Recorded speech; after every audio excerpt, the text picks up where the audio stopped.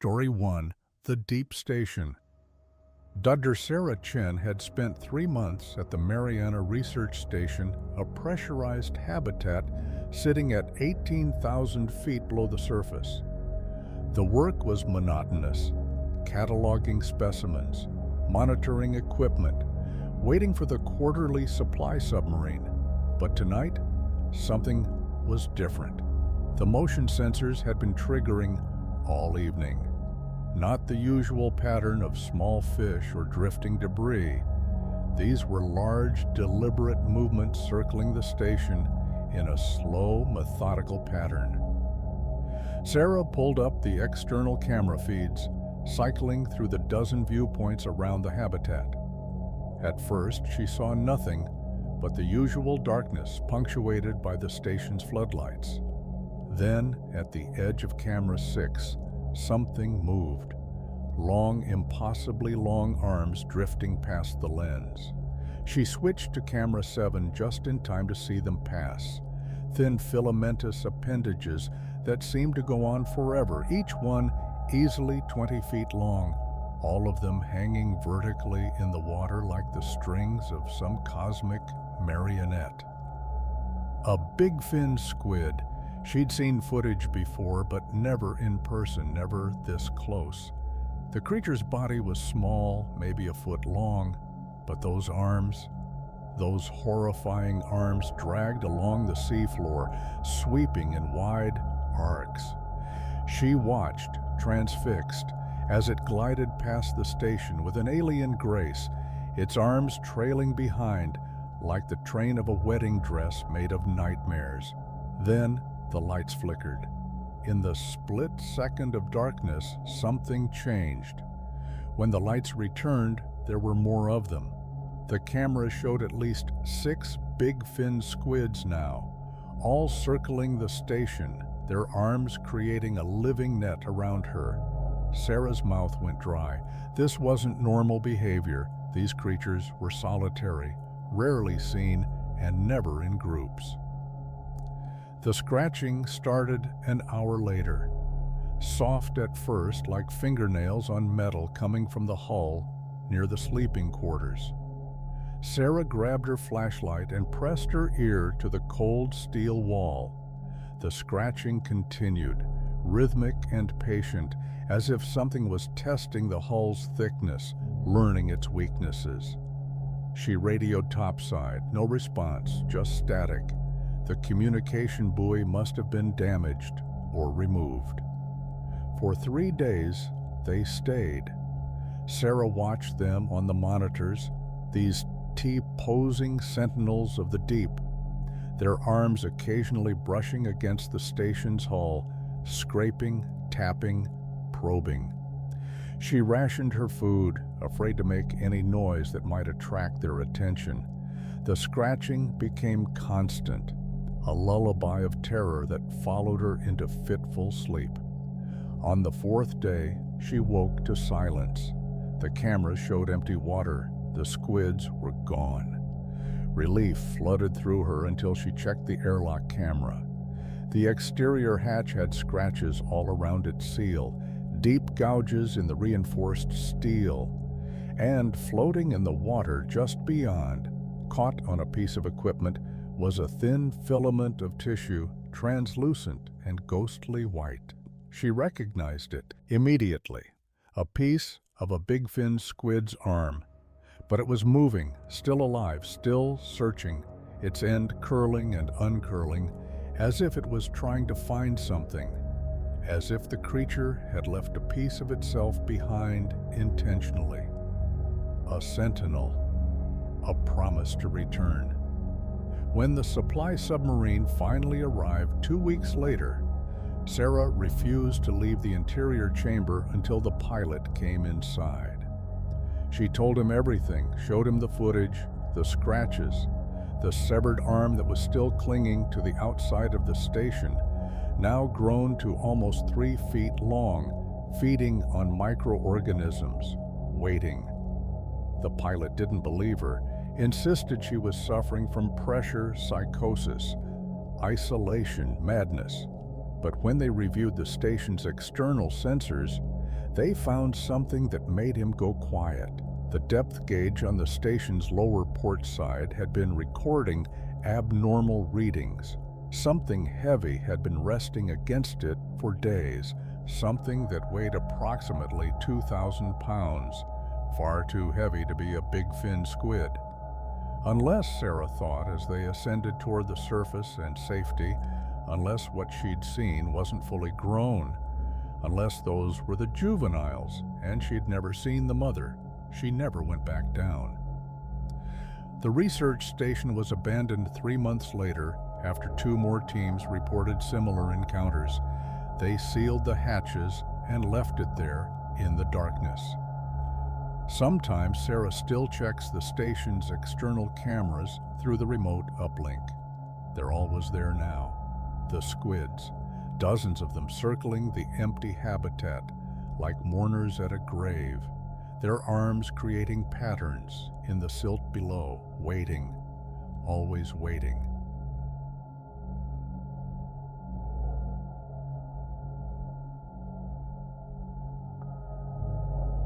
Story 2. The Red Devil's Feast. Marcus had been diving off the coast of Chile for 15 years. He'd seen sharks. He'd seen jellies that could stop your heart. He had even seen a giant squid once, way out past where he should have been. But he'd never seen anything that made him want to quit the profession until the night dive off Valparaiso. The job was simple. Recover equipment from a sunken research vessel at 800 feet. Him and 2 others, Kenji and Rodriguez. They'd done this 100 times. Down, grab the salvage, up. Easy money. They descended through the thermocline, their lights cutting cones of visibility through the murky water. At 600 feet, Marcus noticed the first one, a flash of red in his peripheral vision, there and gone. Then another. His light caught it this time, a Humboldt squid about 5 feet long, its body pulsing from white to deep crimson, the chromatophores in its skin fired like warning lights. "We've got company, Pazzi," he said into his comm. "I see them too," Kenji responded. "Maybe a dozen." "Try 50, Rodriguez said, and Marcus turned to see where his partner was pointing. They were everywhere. The darkness beyond their lights was alive with red flashing signals, squid communicating in a language of color and pattern. The creatures swam in formation, coordinated movements that spoke of collective intelligence. Marcus had heard the stories, Humboldt squid hunting in packs of over 1,000, their aggression toward divers, their willingness to attack anything that invaded their territory. "We need to go back," Marcus said. But even as he spoke, the squids began to close in. They moved like a school of fish, flowing around the divers, cutting off escape routes. Marcus's light caught one close up, and he saw its eye, intelligent, calculating, watching him with something that looked horribly like curiosity. Then its tentacles shot out, wrapping around his tank. He felt the suckers attach, each one lined with tiny teeth that scraped against the metal. "They're on me," Rodriguez shouted, and Marcus turned to see his partner covered in squids, 3 of them pulling in different directions, while more swarmed from below. The water erupted in a cloud of red as the squids turned fully crimson, their attack coloration blazing like fire in the darkness. Kenji managed to pull Rodriguez free, kicking at the squids, but for every one they pushed away, 2 more took its place. Marcus counted at least 200 now, maybe more, all flashing their signals, coordinating their assault. He realized with horror that they were being herded, pushed down deeper into the darkness, away from the surface. At 900 feet past their safe limit, the main swarm hit them. Marcus felt tentacles wrapping around his arms, his legs, his regulator.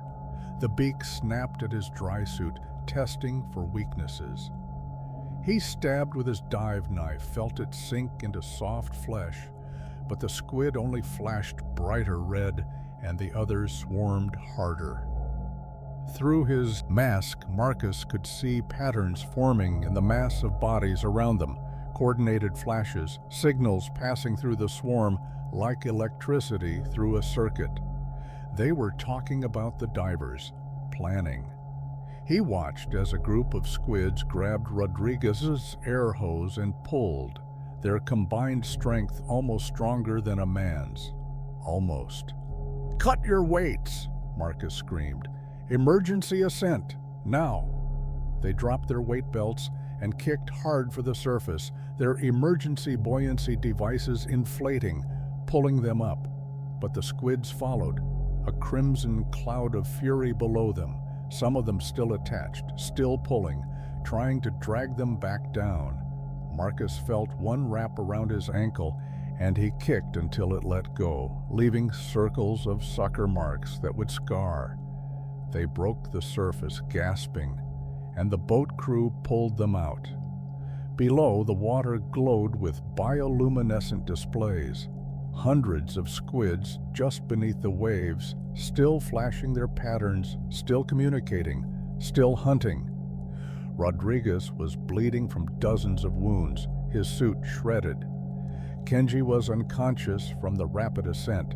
Marcus looked down at his own legs and saw that one squid hadn't let go. It was latched onto his calf, its body already turning white again, camouflaging against his suit. Its eyes stared up at him with that same terrible intelligence. The boat captain had to cut it off with a knife. Later, in the hospital, Marcus learned that the same swarm had attacked 2 other dive teams that week. One diver lost part of his hand. Another was dragged down to 1,200 feet and barely survived the decompression sickness. The local fishermen said the squids were getting bolder, smarter, more aggressive. They'd started attacking boats, pulling down nets, even jumping onto decks to grab at crew members.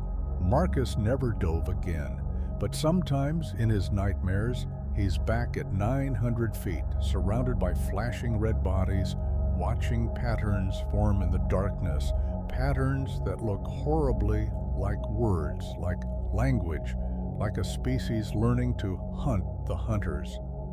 And in those dreams, when he looks down at the deepest part of the swarm, he sees larger shapes moving. Adult Humboldt squids, some of them reaching 8 feet, their tentacles as thick as his arm. And they're not attacking. They're watching. Learning. Teaching the younger ones how to hunt the surface dwellers. The nightmares always end the same way, with 1,000 eyes turning toward the surface, toward the world of light and air and vulnerable, slow-moving humans, and a single thought that doesn't belong to him echoing in his mind. Soon.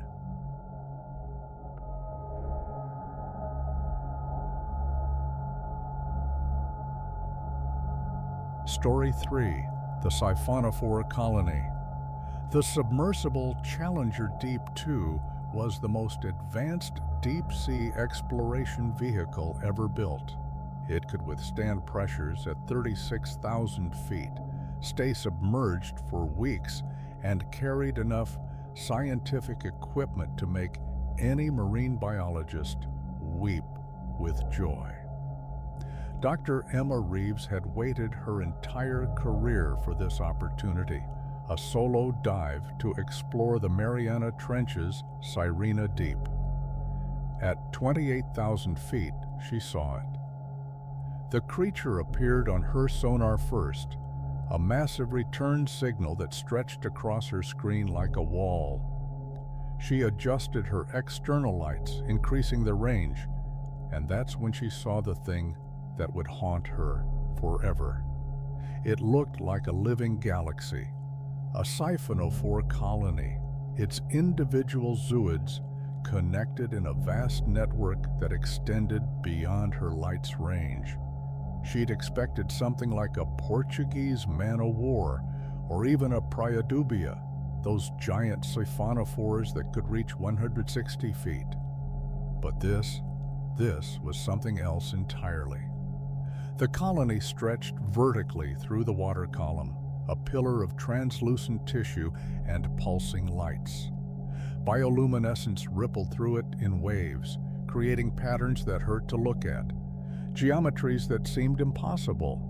Emma estimated it was at least 300 feet long, maybe more, and it was rotating slowly, like a DNA helix, its countless tentacles extending outward in every direction. She maneuvered closer, forgetting protocol in her excitement. This could be a new species, possibly the largest organism ever discovered. Her cameras were recording, her instruments gathering data. She reached out with a submersible's mechanical arm to collect a sample. The moment the arm touched the colony, everything changed. The bioluminescence exploded in a pattern so bright it overloaded her external cameras. When they reset, Emma saw that the colony was moving, not drifting, moving deliberately, flowing toward her submersible like a closing fist. Tentacles, hundreds of them, thousands maybe, began wrapping around the vessel. She threw the engines into reverse, but the tentacles held tight. Each one was lined with nematocysts, stinging cells filled with venom. She heard them firing against the hull, thousands of tiny explosions, each one trying to inject toxin into what they perceived as prey. Then the pulling started.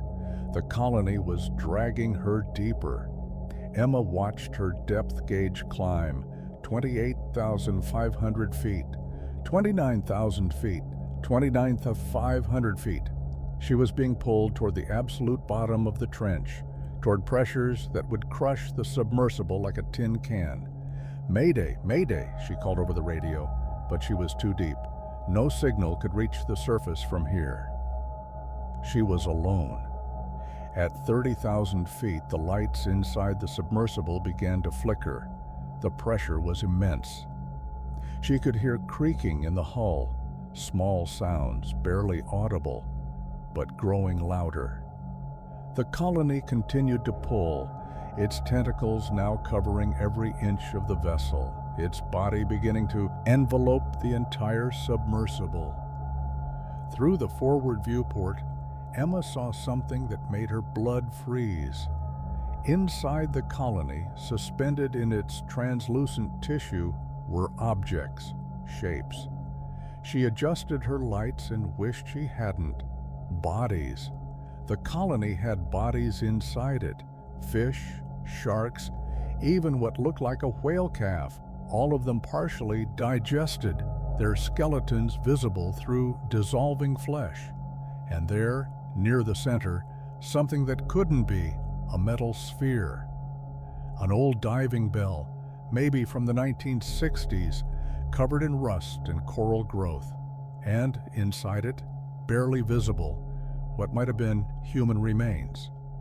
The colony wasn't just a creature, it was a trap, a living net that had been catching and consuming prey for decades, maybe centuries, growing larger with each catch, learning, adapting. Emma fired every ballast, jettisoned every weight, and maxed out the engines. The submersible screamed with the strain, metal groaning, pressure alarms blaring. For a terrible moment, nothing happened. The tentacles held firm, and she was still being pulled down, 31,000 feet now, beyond the vessel's rated depth. Then, something in the colony shifted. Maybe it sensed prey that was too difficult, too dangerous.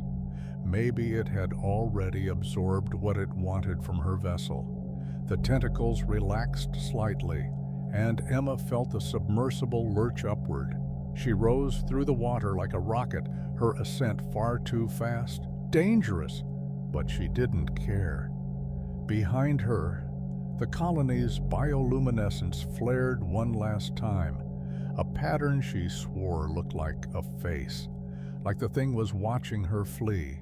Then it faded into the darkness below. Emma surfaced 6 hours later, her submersible's hull covered in circular burns from the nematocysts. The metal was pitted and scarred, the paint stripped away. When the recovery team examined it, they found tissue samples still clinging to the vessel. Samples that belonged to at least 50 different organisms, all genetically connected, all part of the same colony. But the strangest thing was what they found in the samples: human DNA, fragments of it scattered throughout the colony's tissue. DNA that carbon dating suggested was over 100 years old. Emma testified before the Oceanic Research Board submitted her footage, her data, her recommendations. They listened politely, then sealed the records. The dive site was marked as hazardous and forbidden for future exploration. No explanation given. She tried to move on, to forget, but 6 months later, she received an unmarked package at her home. Inside was a single photograph, old and water-damaged, showing a Victorian-era diving bell being lowered into the ocean. On the back, in faded ink, Mariana Survey Expedition, 1875. All hands lost. Emma keeps the photo in her desk drawer. She doesn't dive anymore, but sometimes late at night, she reviews her footage from that day, zooming in on the colony, studying its structure, and she sees them: dozens of diving vessels, submarines, research equipment, all suspended in that vast creature's body, all being slowly dissolved and absorbed.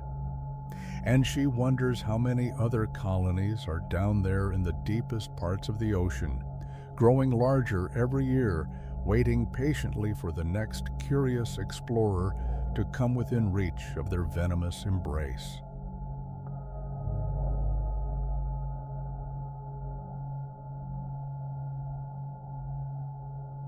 Story 4. The Goblin's Smile. The fishing trawler North Star pulled up its nets at 3 a.m., 30 miles off the coast of Japan. Captain Tanaka had been fishing these waters for 40 years, had seen everything the ocean could throw at him, or so he thought. When they hoisted the nets onto the deck, something was wrong. The usual catch of mackerel and squid was there, but tangled in the nets was something else, something big. The crew gathered around as they cut away the netting, revealing a fish unlike anything they'd seen in their lives.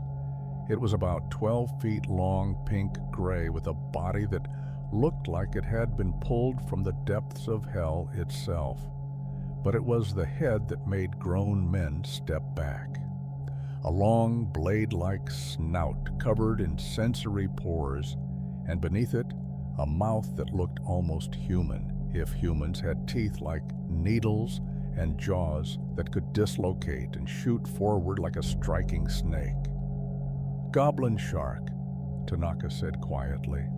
"I've heard of them. Never seen one this big." The creature was still alive, its gills working slowly, its small eyes rolling in their sockets. One of the younger crew members, Balmatis Hiroshi, leaned in close with a camera. The shark's mouth suddenly snapped open, its jaws extending forward in that characteristic slingshot feeding motion, and Hiroshi stumbled backward, tripping over a coil of rope. The crew laughed nervously, but Tanaka didn't laugh. He was looking at the shark's eyes. They were watching him, watching all of them, with something that looked like malevolence. "Get it back in the water," he ordered Wood. "But Captain, it's worth now." They wrestled the shark back to the rail and pushed it over. It sank slowly, its pale body fading into the dark water below. For a moment, Tanaka thought he saw it turn, as if looking back up at them. Then it was gone. That should have been the end of it, but it wasn't.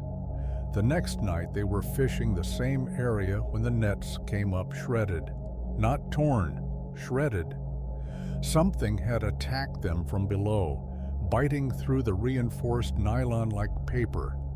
They pulled up what remained and found deep gouges in the metal parts of the rigging.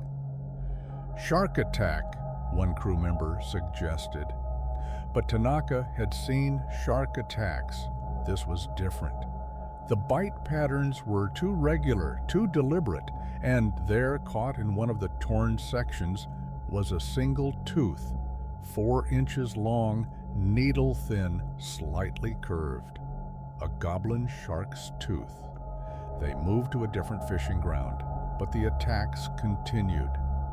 Every net they dropped came up destroyed. Equipment started malfunctioning. The depth finder showed something large circling beneath them at exactly 4,200 feet, the depth where goblin sharks were known to live. On the third night, Hiroshi went missing. He'd been on deck duty, securing the evening's catch. When his replacement came up an hour later, Hiroshi was gone. No splash, no cry for help, just gone. They searched the ship, checked the waters with spotlights. Nothing.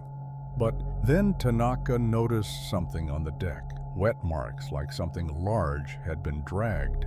The trail led to the rail, and there, gouged into the metal, were scrape marks. He knelt down and found another tooth embedded in the steel. "It came onto the ship," he whispered. The crew thought he was crazy. Sharks couldn't climb onto boats, but Tanaka knew what he had seen.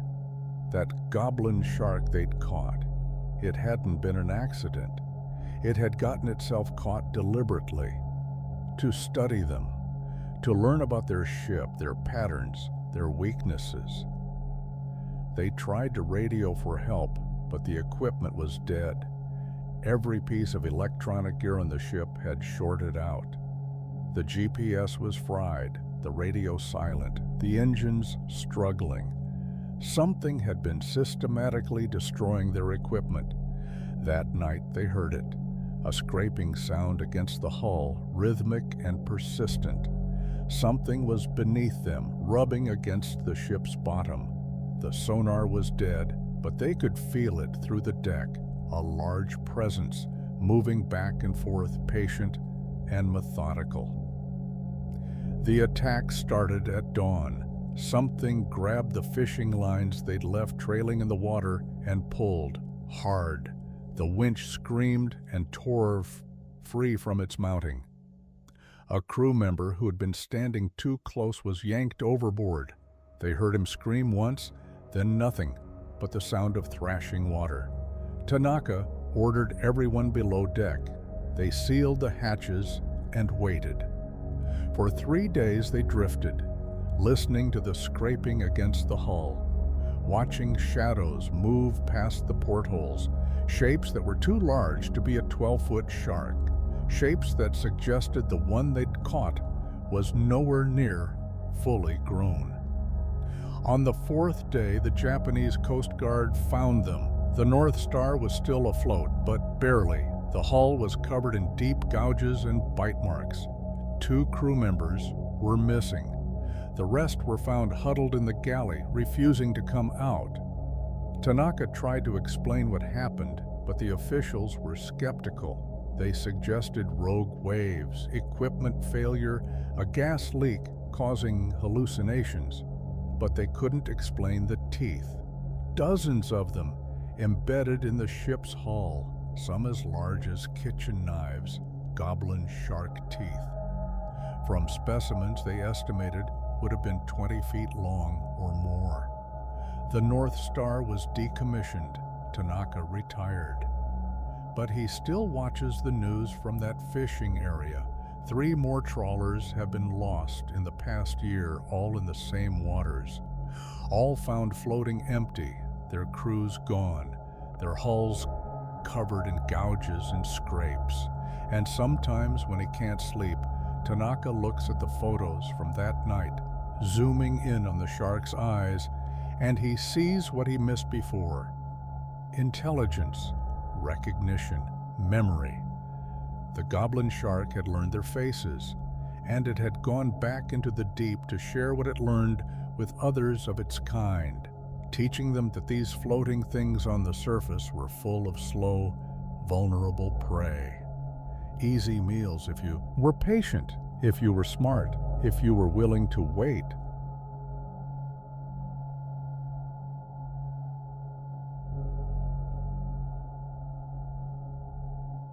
Story 5. The Fold. Dr. James Whitmore was examining the deep-sea telescope fish specimen when he noticed something wrong. The fish had been netted at 6,000 feet, a fairly standard depth for Gigantura indica.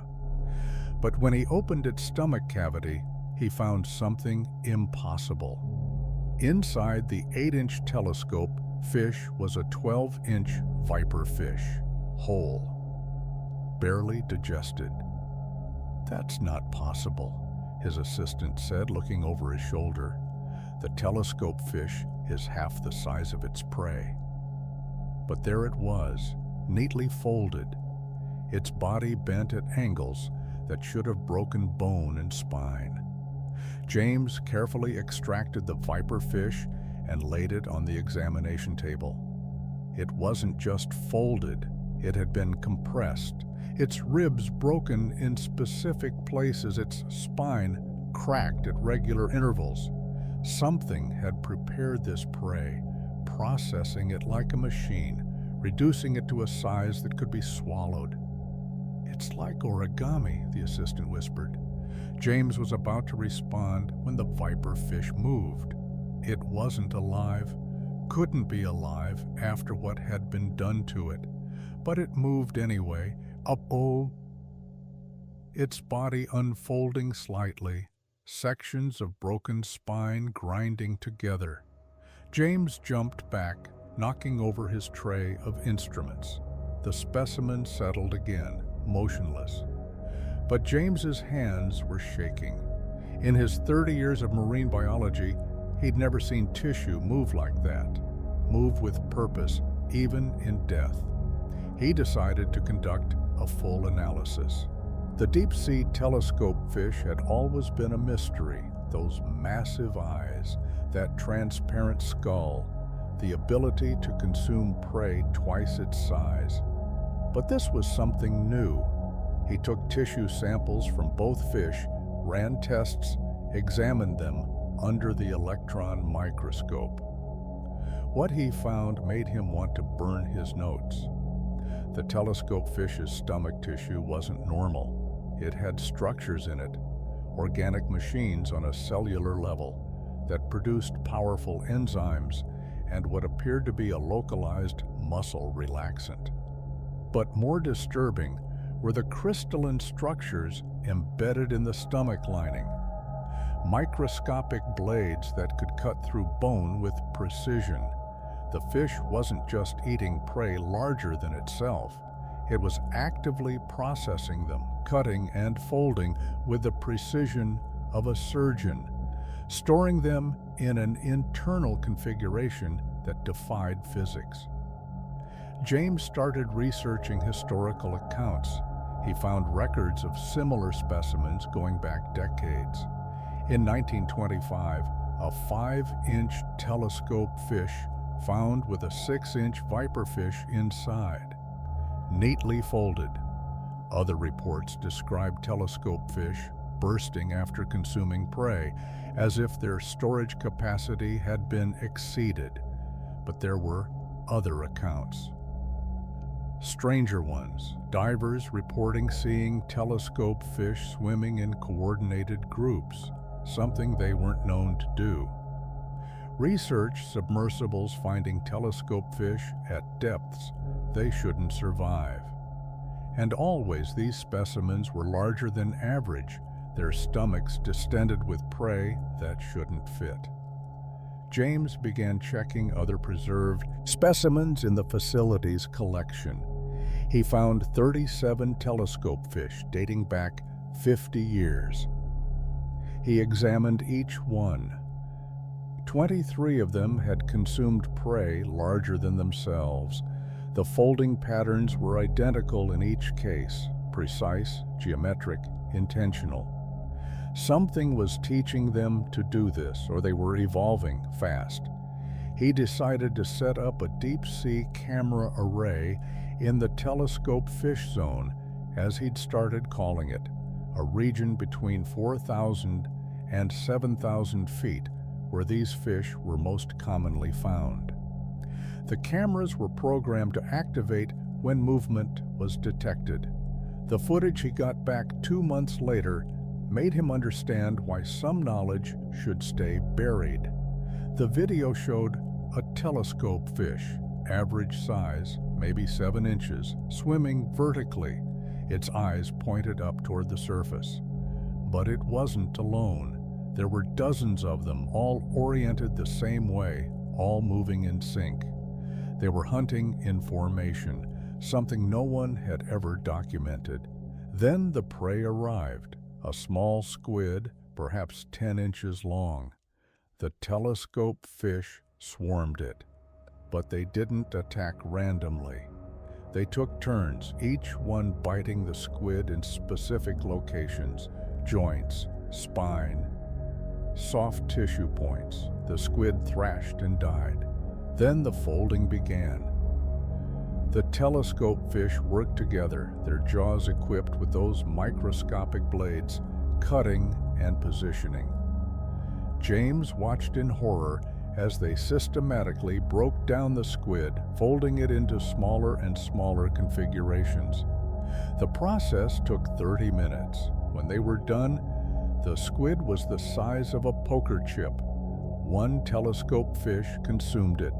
The others dispersed. But that wasn't the worst part. The worst part came 3 hours later in the footage, when the same telescope fish returned to the same location and regurgitated the folded squid. It was still partially alive, its tentacles moving weakly, trying to unfold itself. The telescope fish stared at it with those massive upward-pointing eyes. Then it consumed the squid again. It was practicing, learning, refining its technique. James immediately contacted his supervisor, demanding the footage be reviewed. But when he went to his lab the next morning, the video files were gone, deleted. His tissue samples were missing. His notes had been removed from his computer. A man in a government suit was waiting in his office. "Dr. Whitmore, your research into Gigantura indica is being classified under National Security Directive 447. You're to cease all investigation immediately and sign this non-disclosure agreement." "What? Why? They're just fish." "They're not just fish, Doctor. We've been tracking this species for 15 years. Their folding ability isn't natural. It's too precise, too recent in evolutionary terms, and they're showing collective intelligence that shouldn't be possible." James felt his mouth go dry. "What are you saying?" The man opened his briefcase and pulled out a photograph. It showed a telescope fish, but this one was massive, easily 3 feet long. Its stomach was distended to the point of rupture. This was netted last month off the Mariana Trench.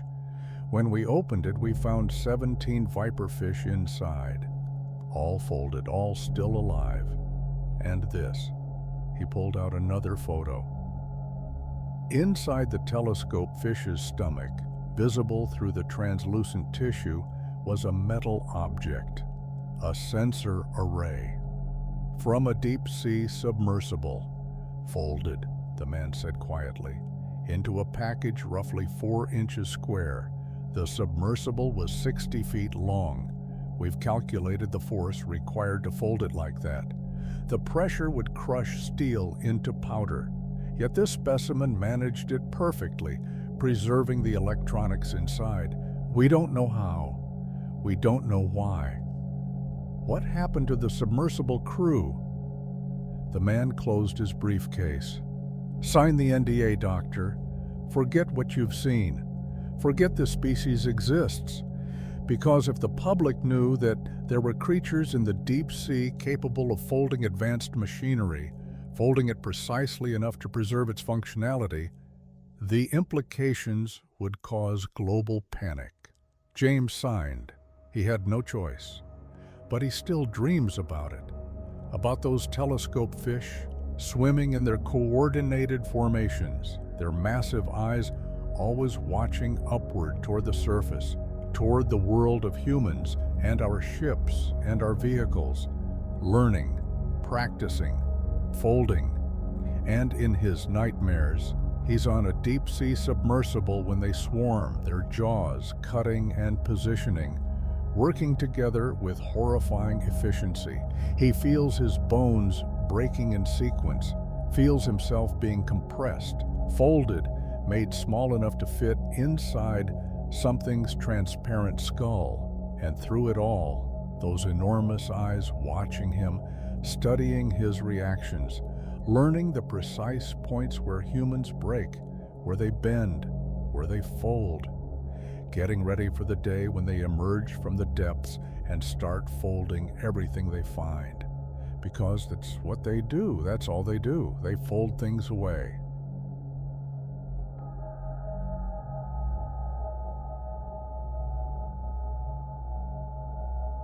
Story 6. The Cretaceous Dive. Dr. Alexandra Pierce didn't believe in time travel until she was strapped into the temporal submersible and watching the chronometer spin backward. The government had spent 40 years and $3 trillion developing the technology, and she was the first marine biologist selected for a temporal dive. Her mission? Observe the Cretaceous oceans 70 million years ago and return with footage of prehistoric marine life. The transition felt like being turned inside out. Her instruments went haywire, the pressure gauges screaming as reality bent around the submersible. Then, everything stabilized. The chronometer locked, 70,000 BCE.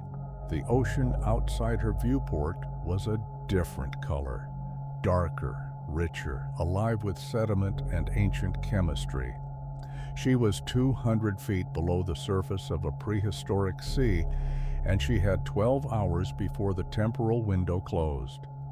Alex activated her cameras and lights, and immediately saw something that made her gasp. A mosasaurus, 50 feet of scaled fury, all teeth and muscle, gliding past her submersible like a torpedo. Its eye, easily the size of a dinner plate, fixed on her vessel for a moment before it continued hunting. She watched it strike a school of ancient fish, its jaws unhinging to swallow prey whole. But Alex wasn't here for mosasaurs.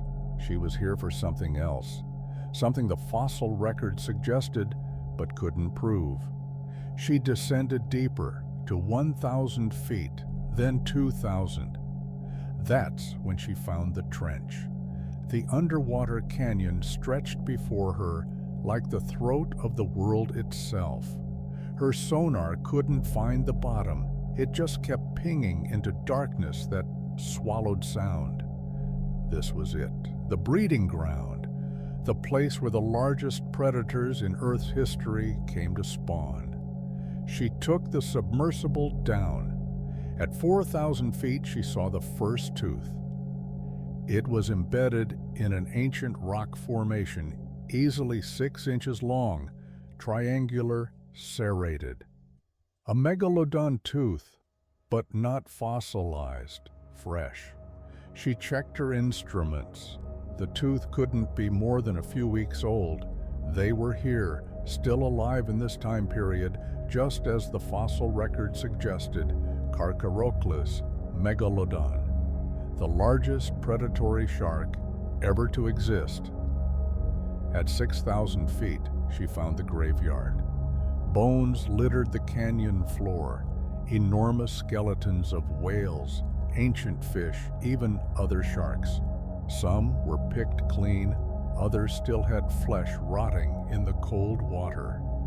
This was a feeding ground. She maneuvered carefully through the bone field, her cameras recording everything.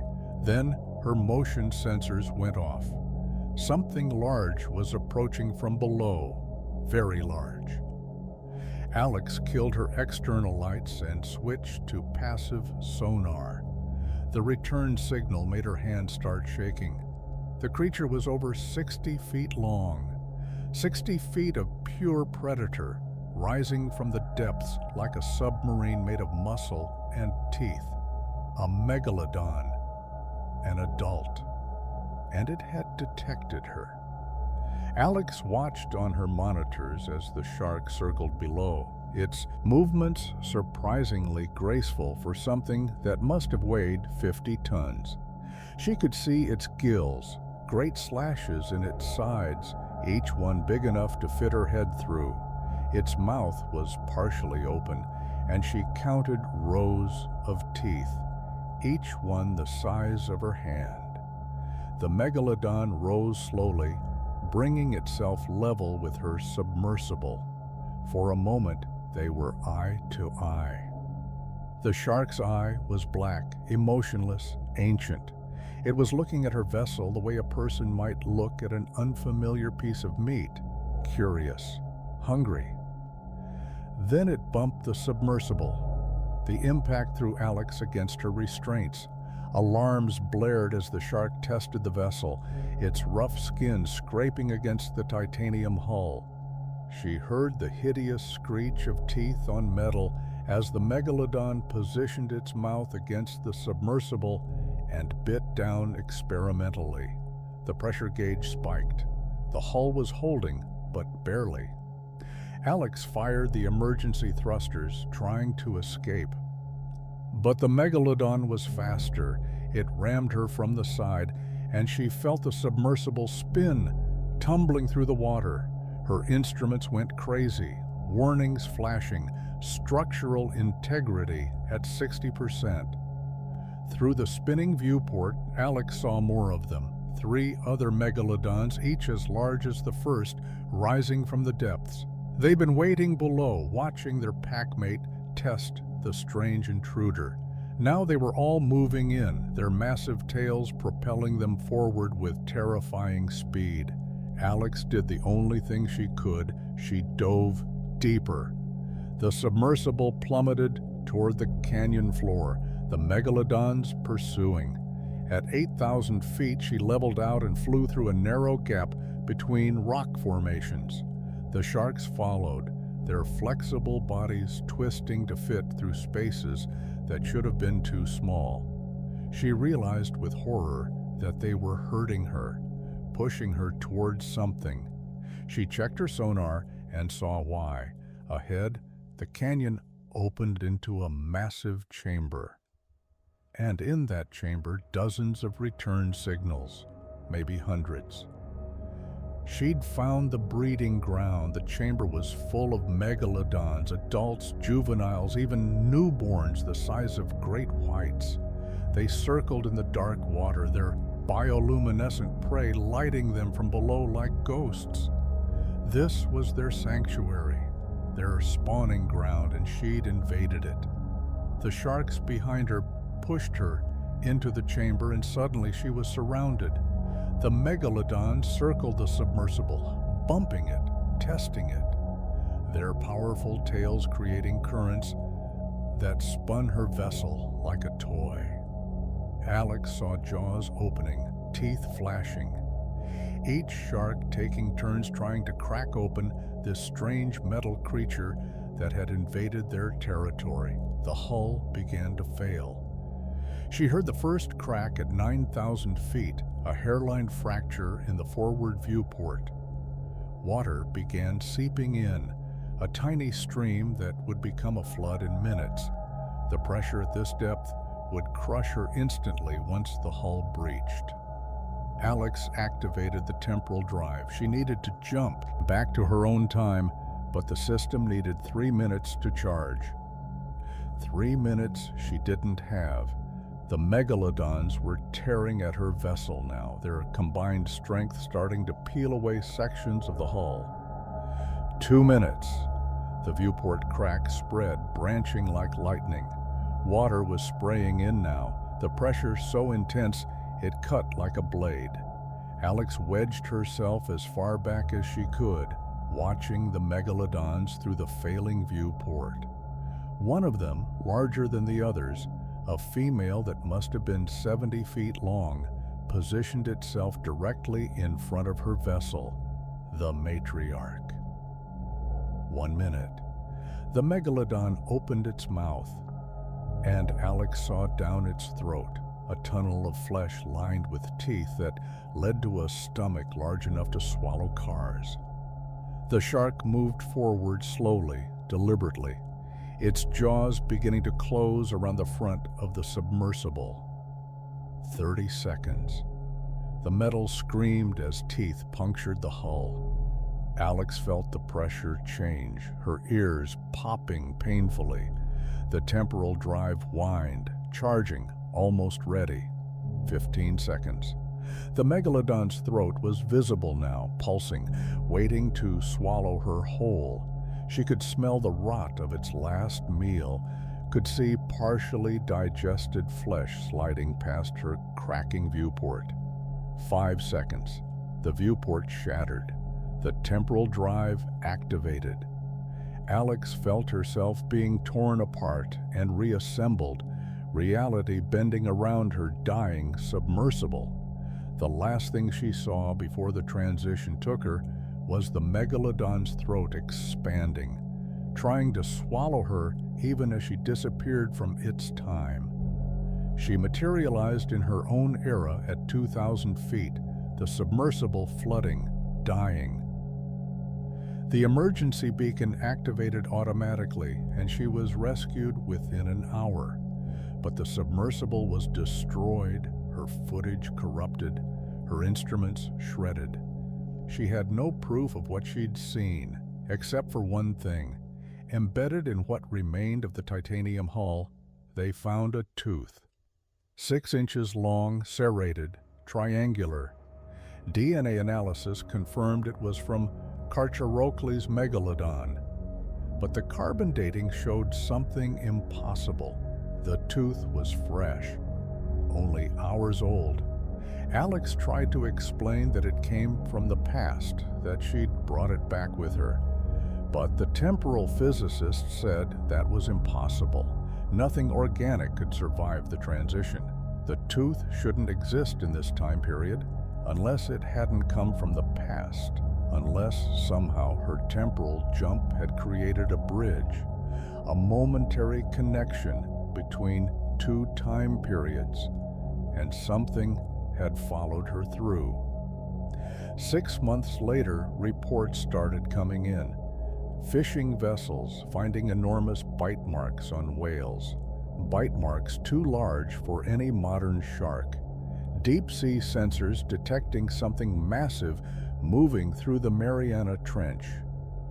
A research submersible found crushed at 10,000 feet, its titanium hull punctured by teeth marks that matched no known species. Alex knew what it was. She'd brought something back with her, or maybe she'd shown something the way forward. Either way, the megalodon wasn't extinct anymore. It was just hunting in unfamiliar waters, learning about this new time period, this new prey.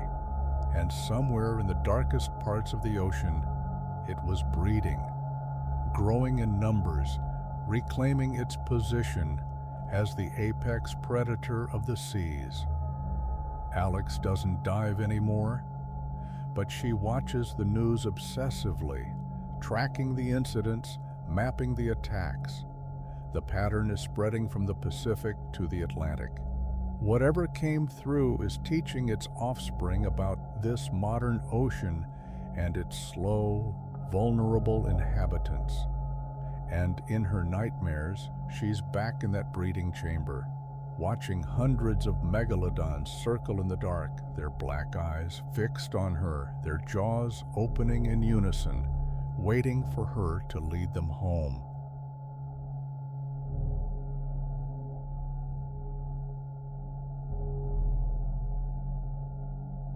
Story 7. The Trench Walker. Nobody believed the sonar readings from the Challenger Deep. The instruments showed something moving along the ocean floor at 35,000 feet, something massive, bipedal, walking. The Chinese research vessel Tian Kun Ho dismissed it as equipment malfunction. But when 3 other vessels recorded the same signal over the next week, the international community began to pay attention. Dr. Marcus Webb was part of the emergency research team sent to investigate. They took the submersible Orpheus down, equipped with the latest imaging technology and enough battery power for a 12-hour dive. Marcus, a paleobiologist specializing in prehistoric marine life, had a theory about what they might find. "You think it's a plesiosaur," his co-pilot Yuki said as they descended past 20,000 feet. "Not a plesiosaur.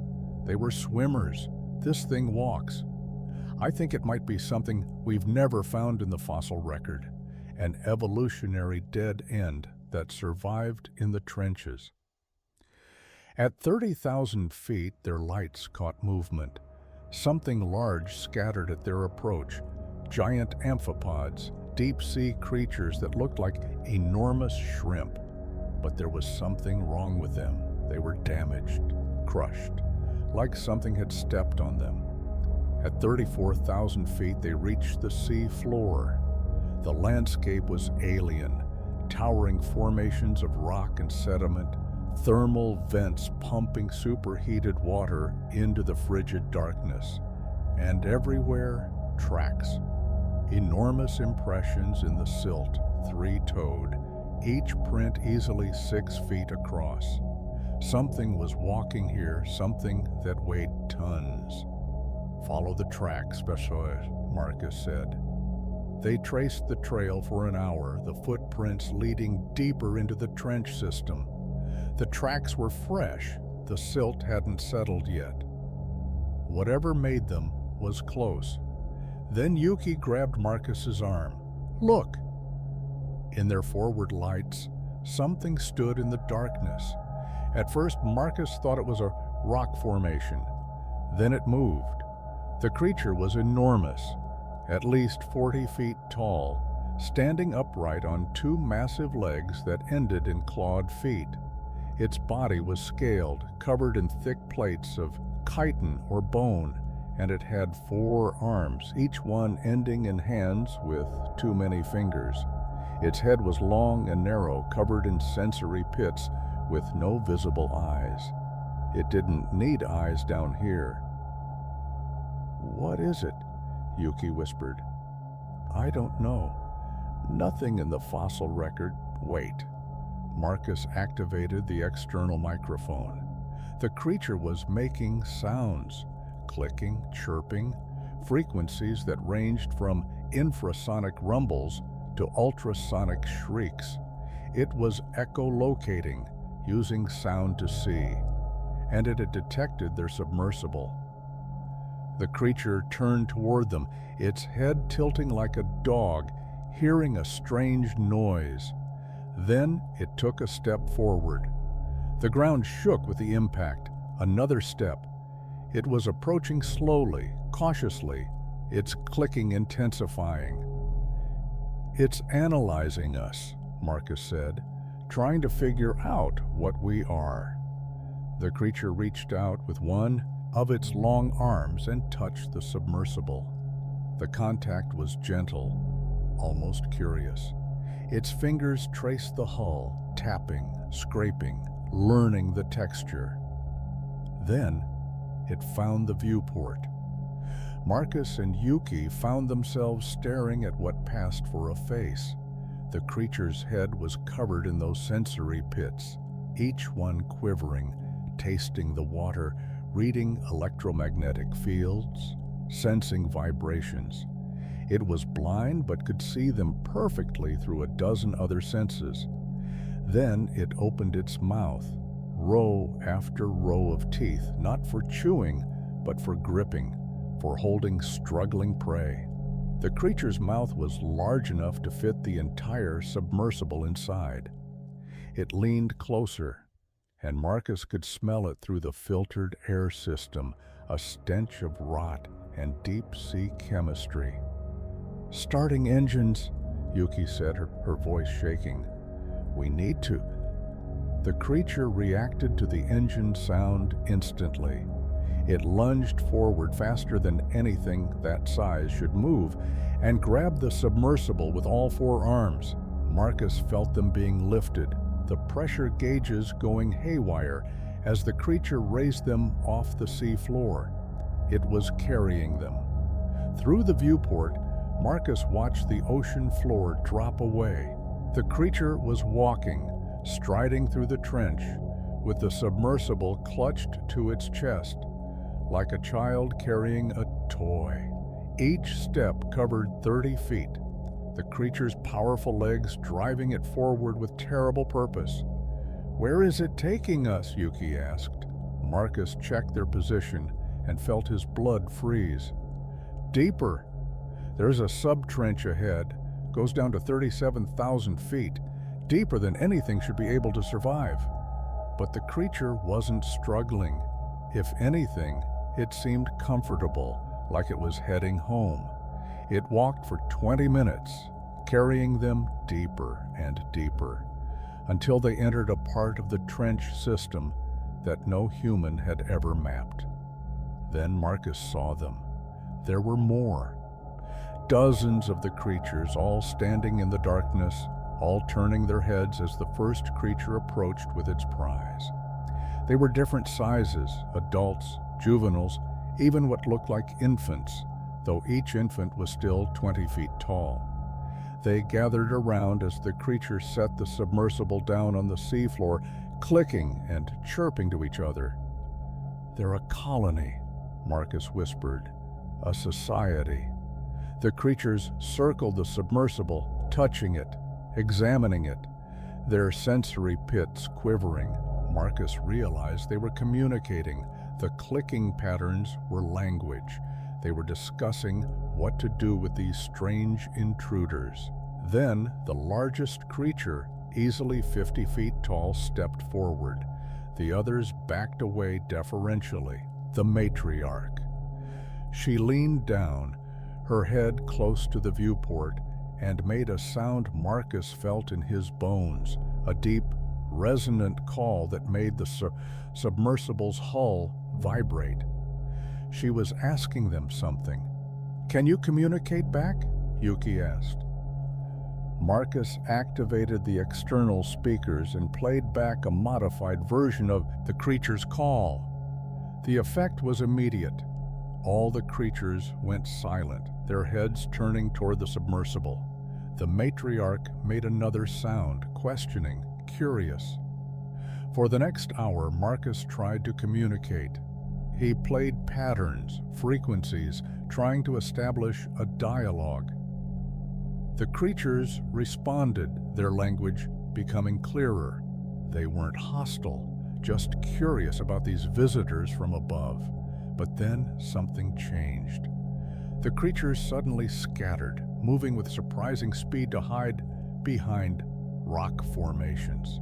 The matriarch grabbed the submersible again and carried them into a crevice, pressing them against the rock wall. She made a sound, urgent, warning. "What's happening?" Yuki asked. Marcus checked the sonar and saw it. Something was approaching from deeper in the sub-trench. Something that made the 50-foot creatures hide in fear. It came up from below, and Marcus understood why the creatures had evolved to walk upright, why they stood so tall. The thing approaching moved through the water like a serpent, but it was impossibly large. Marcus estimated it at over 200 feet long, its body covered in bioluminescent patterns that pulsed with hypnotic rhythm. "What is that?" "I think," Marcus swallowed hard, "I think it's what they evolved to watch for, an ambush predator that attacks from below. The creature, some kind of prehistoric eel or sea serpent, rose through the water column, its mouth opening to reveal a throat lined with inward-pointing teeth. It was hunting, searching for the creatures that lived on the sea floor. The trench walkers stayed hidden, their clicking reduced to barely audible whispers. Even the matriarch was perfectly still, the submersible pressed against her chest in a protective embrace. Marcus and Yuki hardly dared breathe. The serpent passed directly overhead, its body blotting out their lights.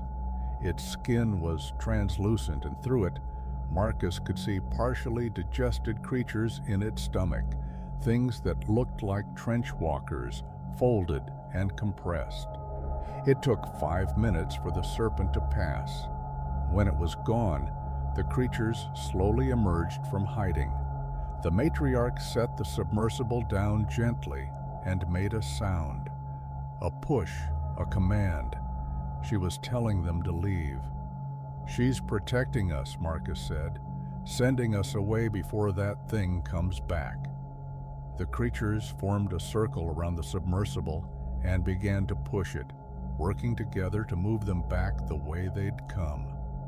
They walked with the submersible for an hour, guiding them back to shallower waters, back to safety. When they reached 35,000 feet, the creature stopped. The matriarch made one final sound, complex, layered, almost mournful.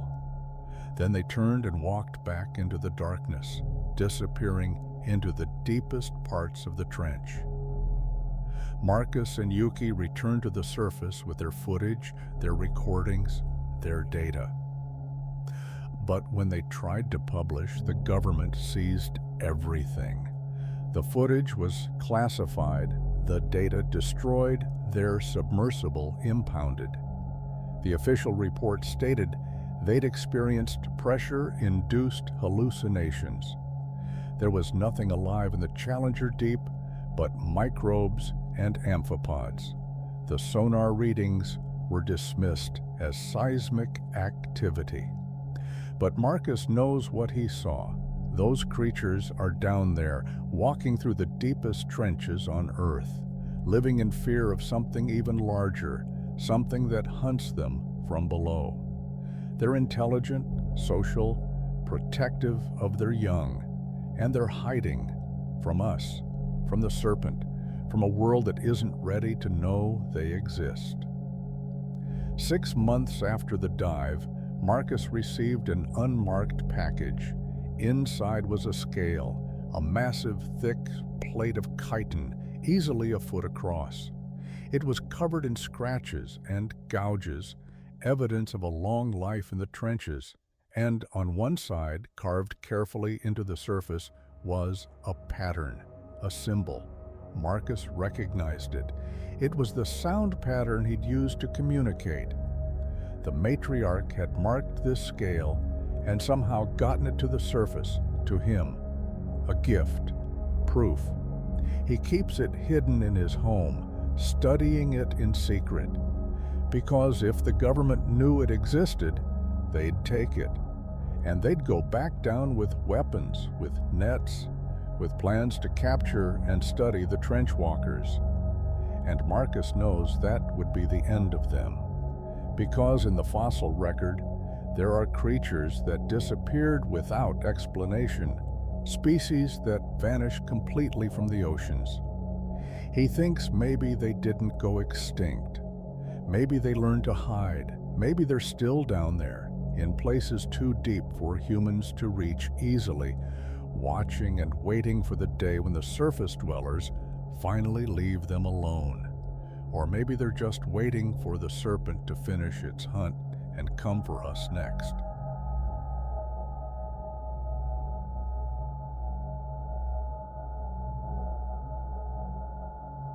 Story 8. The Meg's Memory.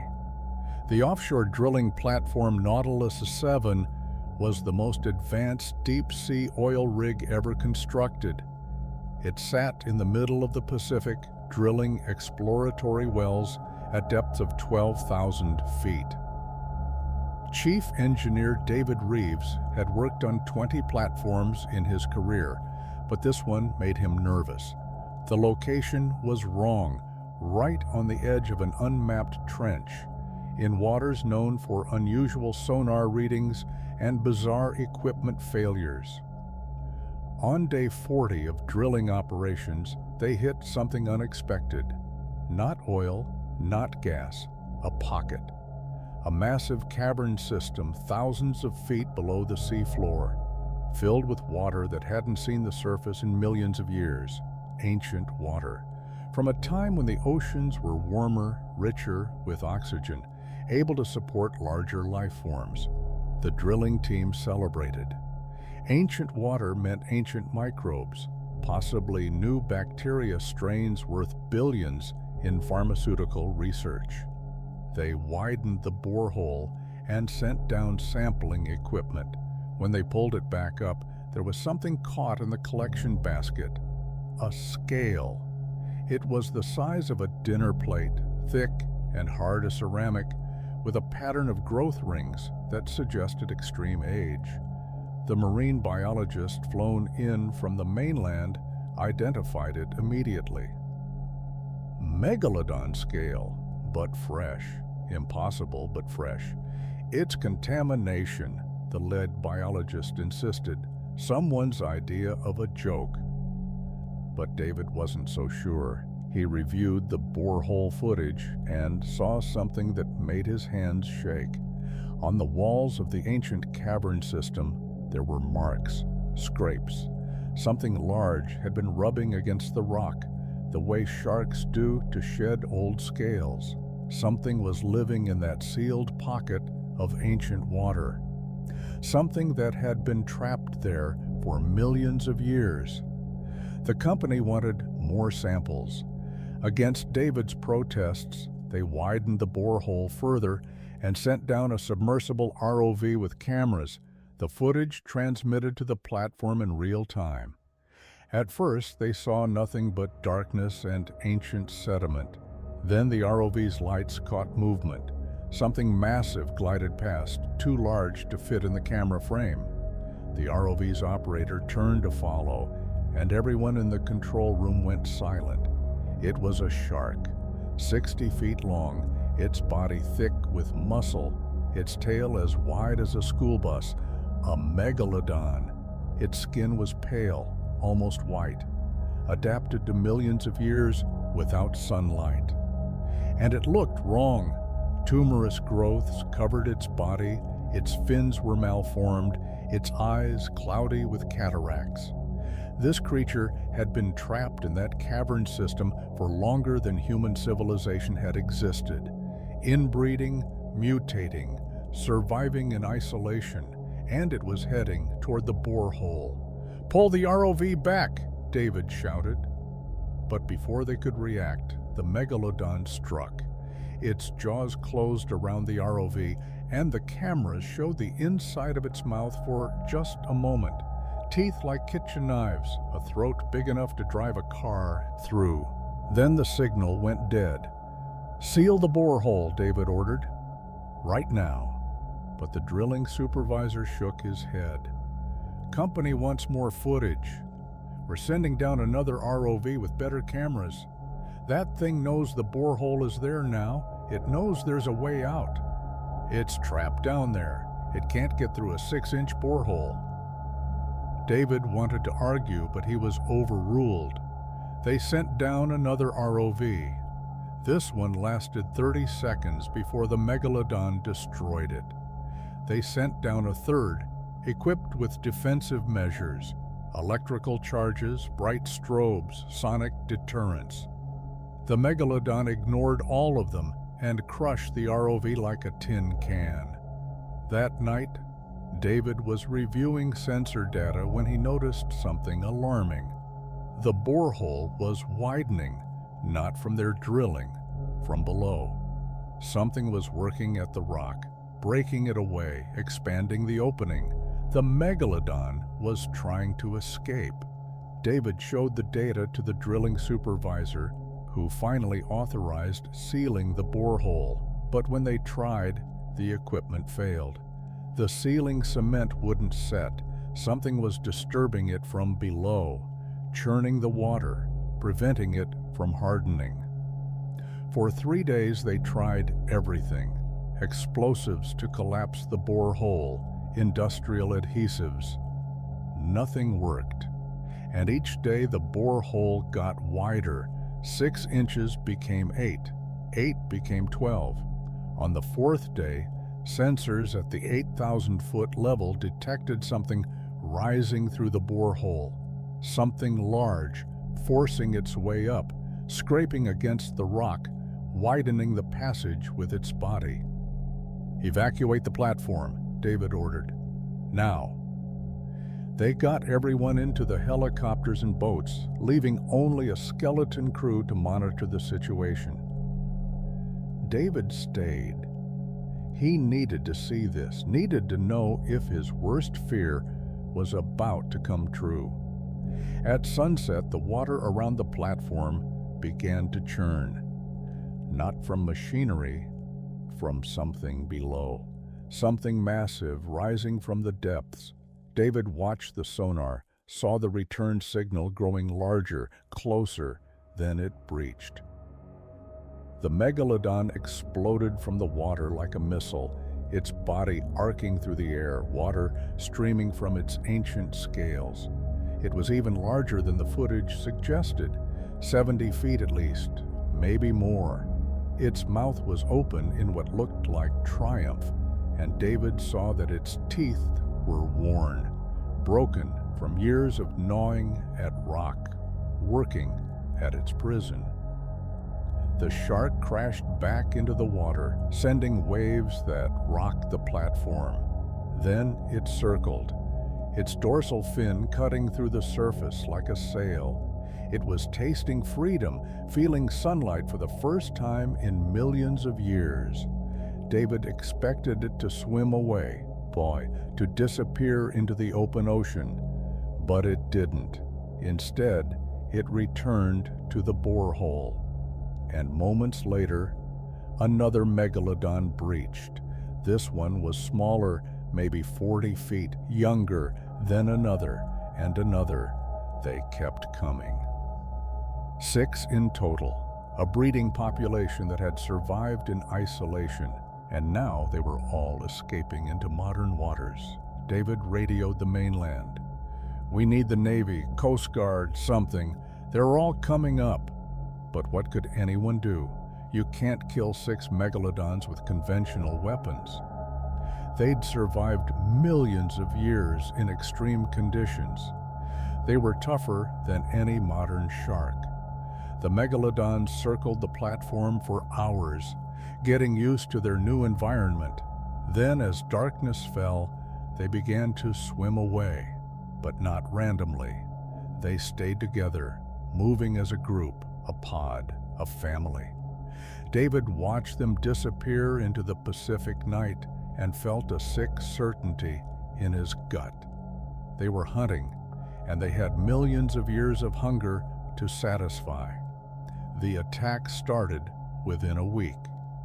A fishing trawler off the coast of Japan reported something ramming its hull, something that left bite marks too large for any known shark.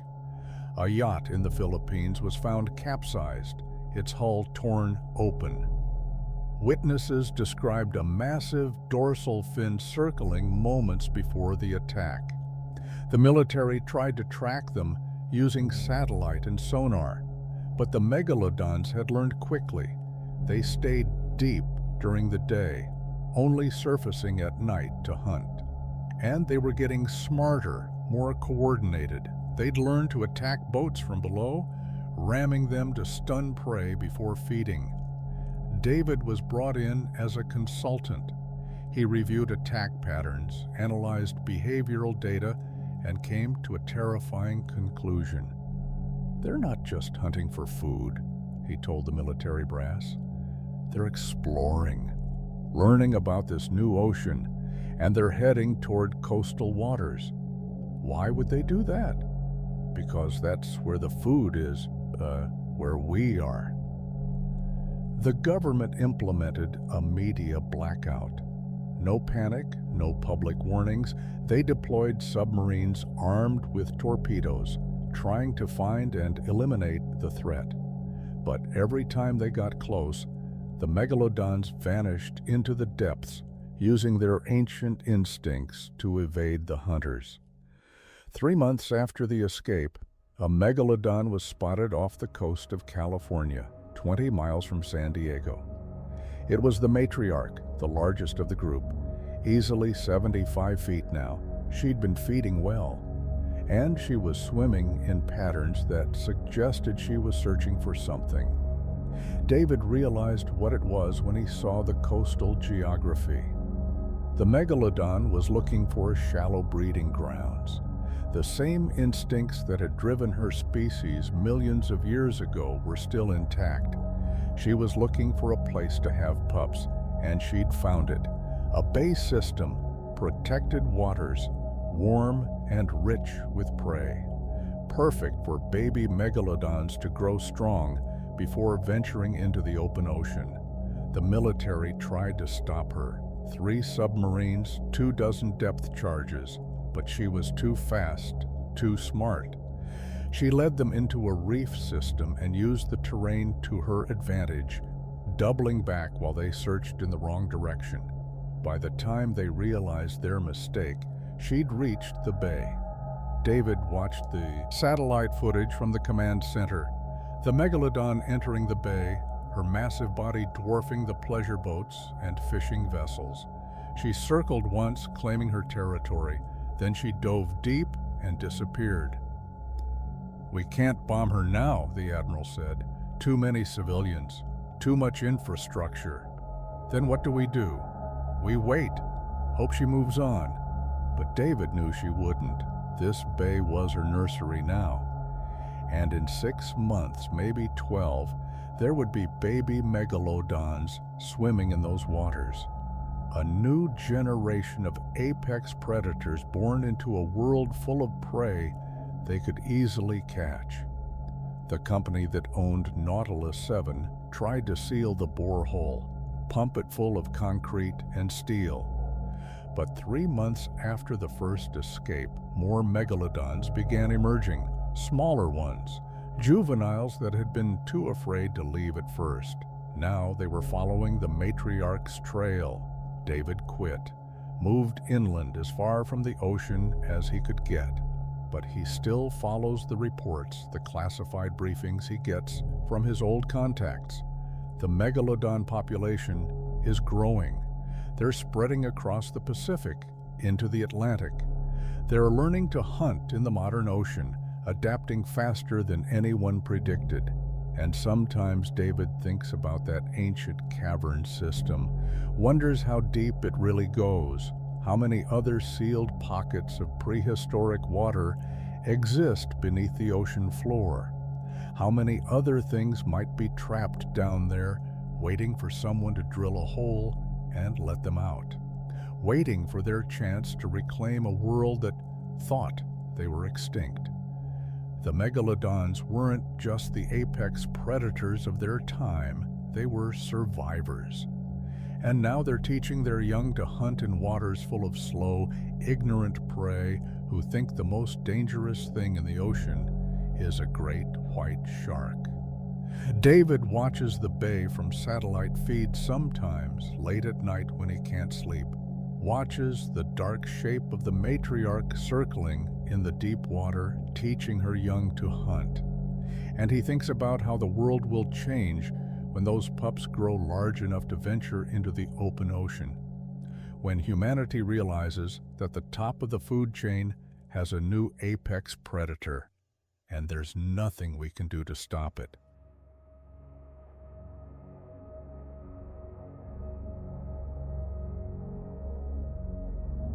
Story 9.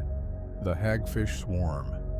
The cruise ship Oceanic Paradise was on day 5 of its deep-sea exploration cruise when passengers began complaining about the smell. Captain Morrison initially blamed it on sewage problems, but when engineering checked the systems, everything was functioning normally. The smell was coming from outside the ship. By evening, the water around the vessel had turned cloudy, thick with sediment that hadn't been there an hour before. Morrison ordered a stop so they could investigate. When the crew checked the water samples, they found something disturbing: slime. Gallons of it, thick and gelatinous, coating everything. And in that slime, small eel-like creatures writhing, feeding on microscopic particles, hagfish, thousands of them. It's a spawning event, the ship's marine biologist explained. Hagfish sometimes gather in large numbers to breed. It's rare to see, actually quite fascinating. Then the engines died. All of them simultaneously. The ship went dark, emergency power kicking in moments later.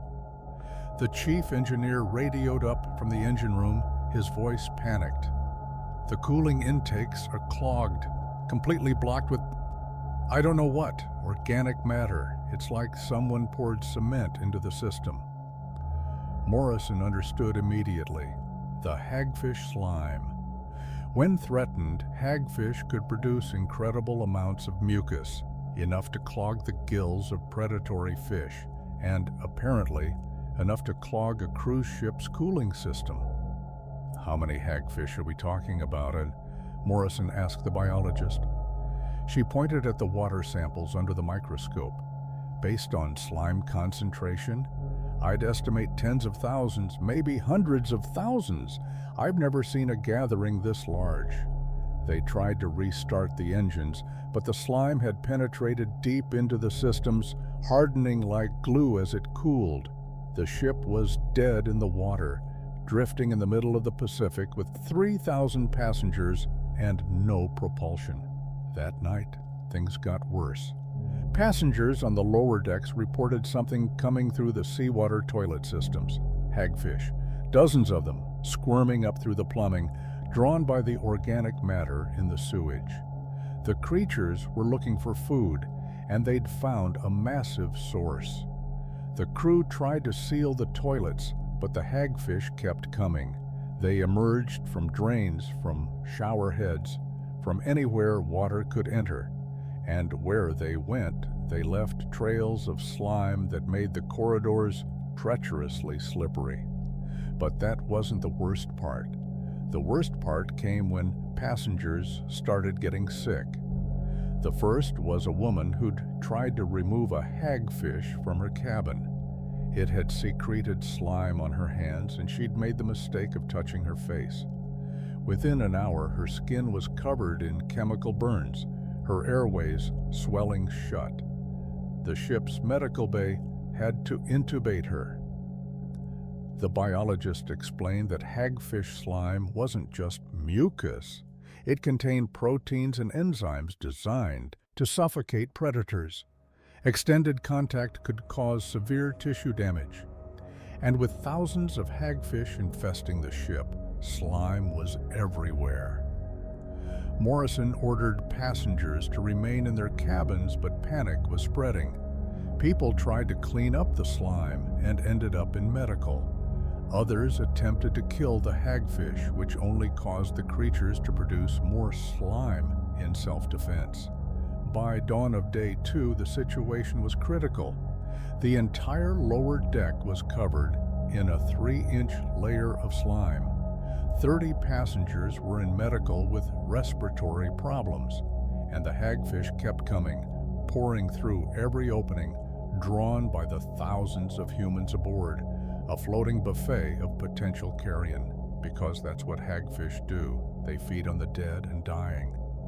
And something had signaled to them that this ship was a corpse. Morrison finally got through to the Coast Guard, requesting immediate evacuation.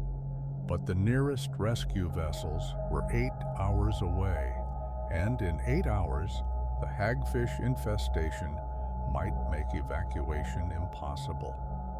Then engineering made a horrible discovery. The hagfish weren't just in the plumbing anymore. They'd gotten into the hull itself, squirming through microscopic cracks in the welding, the spaces between plates. And their slime was acting like acid on the metal, slowly corroding the structural integrity of the ship. "Captain," the chief engineer said quietly, "if this continues, we're going to have breaches below the waterline. The ship will sink." Morrison looked at the water around them, now so thick with slime it looked like milk. Hundreds of thousands of hagfish, all producing mucus, all trying to get inside the ship. It was like they knew, like they were trying to create a corpse so they could feed. That's when the biologist had a terrible realization. She pulled Morrison aside, her face pale. "Captain, hagfish are scavengers. They're attracted to dying things, but they're also opportunistic. If prey is weak enough, if it can't escape." "What are you saying?" "I'm saying they might not be waiting for us to die. They might be trying to kill us." Morrison stared at her. "Hagfish don't hunt humans. They don't usually encounter humans in these numbers. But there's documented cases of hagfish attacking weakened sea lions, slowly suffocating them with slime before burrowing inside to feed. Captain, we're surrounded by creatures whose entire evolution has focused on eating corpses, and we've made ourselves completely vulnerable." As if to emphasize her point, a passenger screamed from a nearby cabin. Morrison rushed over to find a woman collapsed on the floor, 3 hagfish attached to her arms, their toothless mouths clamped on her skin, trying to burrow in. The creatures were getting bolder, testing, learning that these large, slow prey couldn't really fight back effectively. Morrison ordered armed crew members to patrol the corridors, killing any hagfish they found. But for every one they killed, 10 more appeared, and the slime was becoming a bigger problem than the hagfish themselves. People were slipping and breaking bones.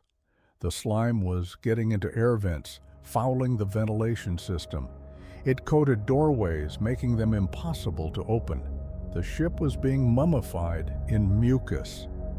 On day 3, the rescue vessels arrived to find a nightmare. The oceanic paradise sat low in the water, listing slightly to port, its hull covered in a coating of slime 3 feet thick. The water around it was solid with hagfish, a living carpet of writhing bodies that stretched for a quarter mile in every direction. Rescue boats couldn't get close. The hagfish swarm clogged their propellers, secreted slime that fouled their equipment.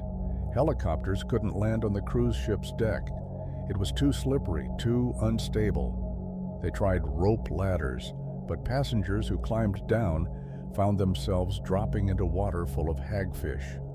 The creatures swarmed anyone who hit the water, coating them in slime, suffocating them. 3 people drowned before they stopped that method. Finally, the Navy arrived with specialized equipment, boats designed for chemical spills, crews in hazmat suits. They managed to evacuate the passengers, but it took 2 days. And during that time, 17 more people died.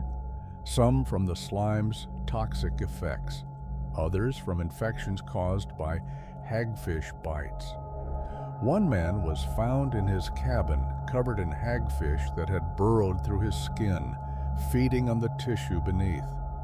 The oceanic paradise was declared a total loss, too contaminated to salvage. They towed it out to deep water and sank it. But video footage from underwater drones showed something disturbing. As the ship went down, the hagfish followed it. Hundreds of thousands of them, swimming in formation, following their food source into the abyss. Morrison was investigated, cleared of wrongdoing. What happened was declared an act of God, a freak natural occurrence. But he knew better. A week after the incident, he received a call from a marine biologist who'd been studying the recovered slime samples. "Captain, I found something in the mucus. Chemical signals. Pheromones." The hagfish weren't just gathering randomly. They were being summoned. Something called them to that location. What could do that? I don't know, but the signal originated from very deep water, very deep. And Captain, the hagfish that attacked your ship, they weren't normal. They were larger than average, more aggressive, like they'd been trained. Morrison thought about the vast, unexplored trenches beneath the Pacific, about the things that lived there, in the crushing darkness, things that might be intelligent enough to use other creatures as weapons, to send swarms of hagfish to investigate, to attack, to feed, to test humanity's vulnerabilities. 6 cruise ships have been lost in the past year under similar circumstances. Each one stopped in deep water, each one swarmed by hagfish, each one slowly suffocated under layers of mucus while the creatures probed for weaknesses. Morrison doesn't sail anymore. He lives inland now, trying to forget. But sometimes he dreams of being underwater, surrounded by writhing bodies, feeling them burrow into his skin while a dark shape watches from below, learning, planning its next attack. Because hagfish are just scavengers. They're weapons, and something in the deep knows how to use them.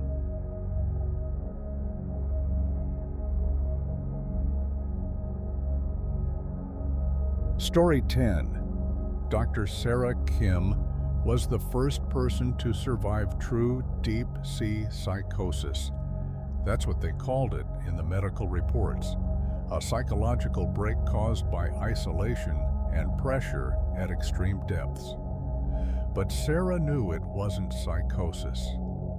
What happened to her at 39,000 feet was real. She'd been piloting an experimental one-person submersible designed to explore the deepest parts of the Philippine Trench. The vessel was called the Abyss Walker, and it could theoretically reach depths no human had ever survived. Sarah's mission was simple: descend to the absolute bottom, collect samples, and return. She reached 39,000 feet at 0300 hours, the deepest any human had ever gone. The pressure outside was over 16,000 pounds per square inch. The lights of her submersible barely penetrated the darkness, showing only empty water and ancient sediment drifting past. Then she heard the knocking, 3 taps on the hull, deliberate, rhythmic. Sarah checked her instruments, searching for the source. Nothing on sonar, nothing on any sensors. Just the knocking, metal on metal, coming from directly outside her tiny viewport. She turned on the external floods to maximum and saw it. A face, human, pressed against the glass, looking in at her. Sarah screamed and jerked backward, but the face didn't move. It just stared with eyes that didn't blink, didn't react to the light. The features were wrong, stretched, flattened by pressure, skin pale and translucent, but it was definitely human, or had been. Then it smiled. "Hello, Sarah," a voice said, coming from her radio. But that was impossible. She was 39,000 feet down. No signal could reach her here. "We've been waiting for you." "Who? What are you?" "We are the ones who went too deep, the ones who let the pressure in, and now we are the pressure." The face against the viewport multiplied. More appeared, dozens of them, all pressed against her submersible, all staring with those dead, unblinking eyes. Men and women she didn't recognize, wearing the faces of people who might have died in diving accidents, people who'd been lost in the deep. "This isn't real," Sarah said, trying to convince herself. "Pressure psychosis. Neural effects from the depth. Is it?" The voice was all around her now, coming from every speaker in the submersible. "Or have you finally come deep enough to hear us, to know what waits at the bottom?" Sarah activated the emergency ascent system, but nothing happened. The controls were dead. She was stuck at 39,000 feet with things that couldn't exist pressing against her hull. "The pressure changes you," the voice continued. "At these depths, matter behaves differently. Thought behaves differently. The boundary between mind and water becomes permeable. We learned that, we let the pressure in, and now we are everywhere the pressure is. We are the deep itself." One of the faces began to push through the viewport, not breaking the glass, phasing through it like it was liquid. The head emerged into her submersible, water streaming from its hair, its mouth opening impossibly wide. "Join us, Sarah. Let the pressure in. Feel what it's like to be everywhere at once, to exist in the crushing darkness of every trench, every abyss, to be the ocean's consciousness." Sarah grabbed a wrench and swung at the face. The metal passed through it like smoke, and the thing laughed. A sound like whales singing and metal tearing simultaneously. "You can't hurt us. We're not really here. We're there. In the water. In the pressure. We're in your mind now, Sarah. Can't you feel us?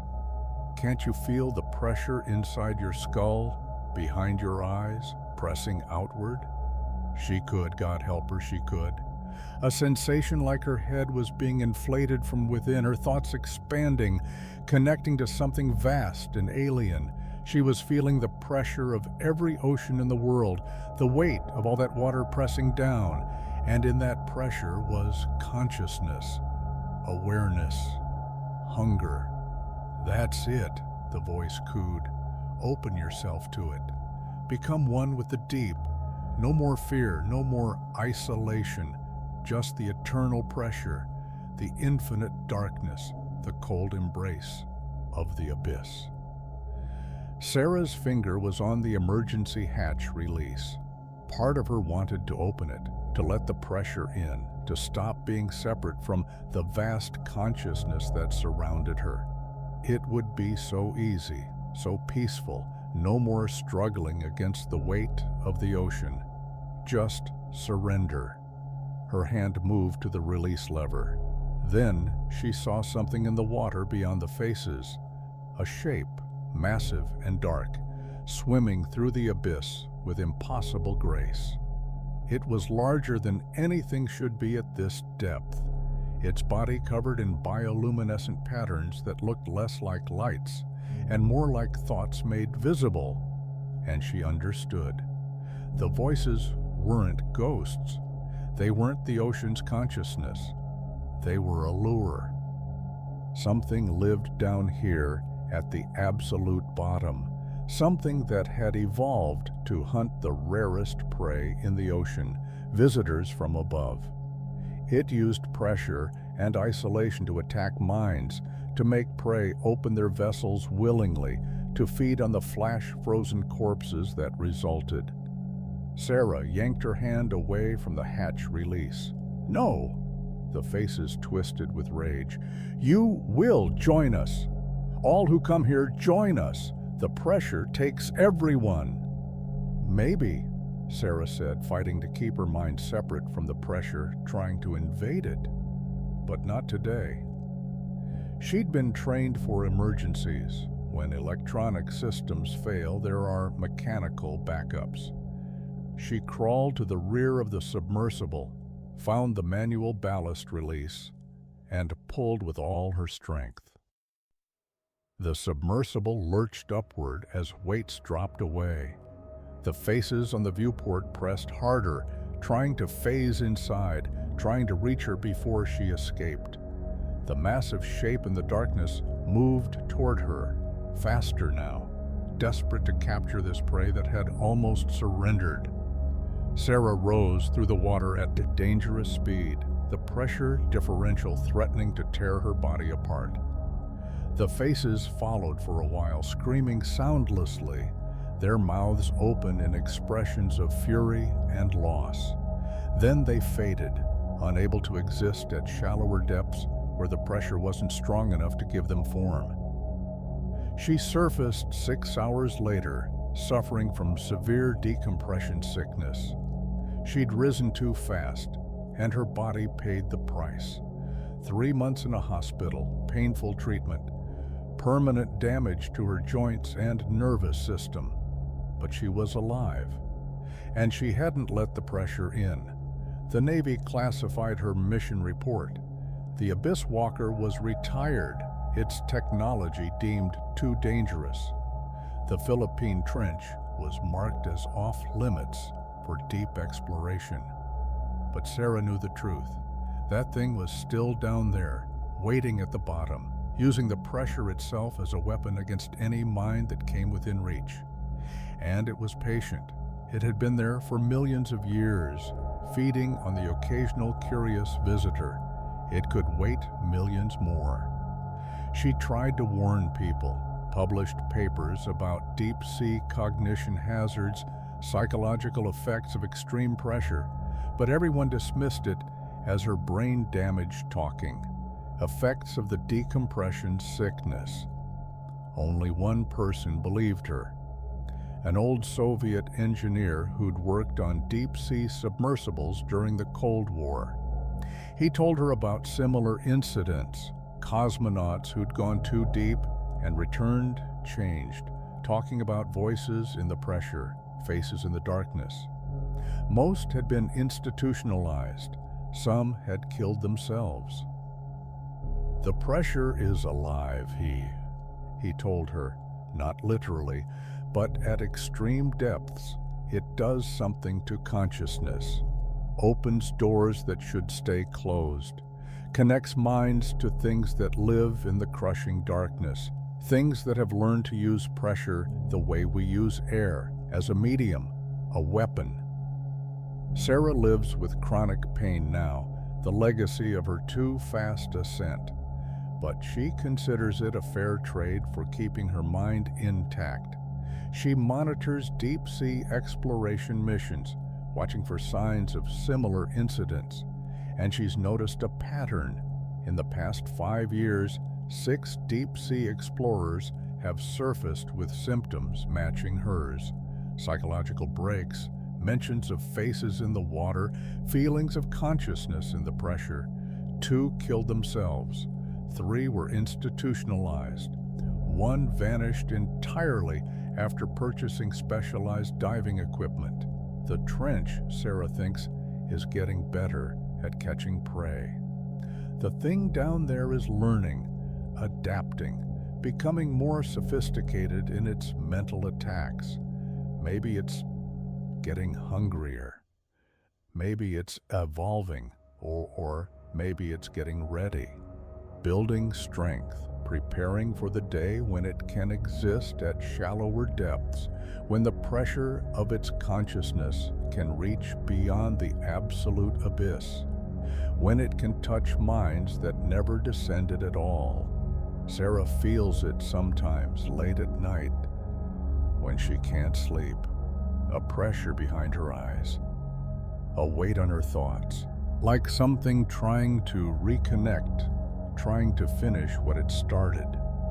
Like the thing at the bottom never really let her go, like it's still down there, using the memory of her mind as a map,